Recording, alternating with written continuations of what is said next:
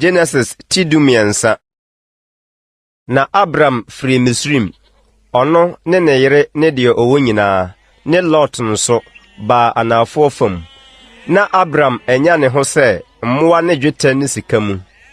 Na odi atutena firi anafo fam kodru Betel, de Akane na ne ntomadansi no, wo Betel ne Ai ntem, de afɔrebɔkye a osi wɔ hɔ kane no wɔ. Na Abram frɛ Awurade din wɔ hɔ.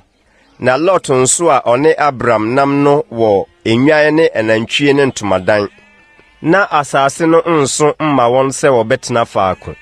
Efiri sɛ wɔn ahode dɔɔso sɛ, enti wantumi antena faako. Na akasakasa ba Abram mmoahwɛfoɔ ne Lot mmoahwɛfoɔ ntam. Na bere no mu na Kanaanfoɔ ne Perisifoɔ tete asase no so. Na Abram ka kyerɛɛ Lot sɛ, mesrɛ wo, ma akasakasa mma me ne wo ntam, ne me mmoahwɛfoɔ ne wo mmoahwɛfoɔ ntam, na yɛyɛ anuanom. Ɛnyɛ asase no nyinaa na da w'anim yi. Mesrɛ wo, twe wo ho firi me ho. Sɛ wofa benkum a, mɛfa nifa, na sɛ wofa nifa a, mɛfa benkum. Na Lot maa n'ani so hwɛɛ Yordan kanko nyinaa, sɛ ne nyinaa so wɔ nsuo, ansa na Awurade resɛe Sodom ne Gomora no. Te sɛ Awurade turo, te sɛ Misrim de beduru Soa.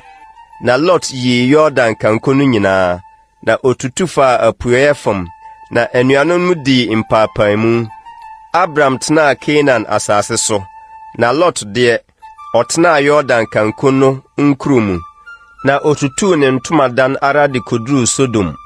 Nso na Sodomfoɔ yɛ abɔnefoɔ ne nebɔnyɛfoɔ kɛse Awurade anim. Na Lot tee ne ho firi Abram ho no, Awurade ka kyerɛɛ Abram sɛ, ma w'ani so, na firi deɛ wowɔ hɔ hwɛ atifi fam, ne anafo fam, ne apueɛ ne atɔeɛ.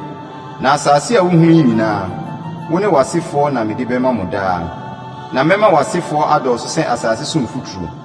Na sɛ wobitumi kan asase so mfuturo a, ɛneɛ na wobitumi akan w'asefoɔ nso. Sɔre, fa asase no tɛntɛn ne tɛtrɛtɛ mu, na wo na mede bɛma wo.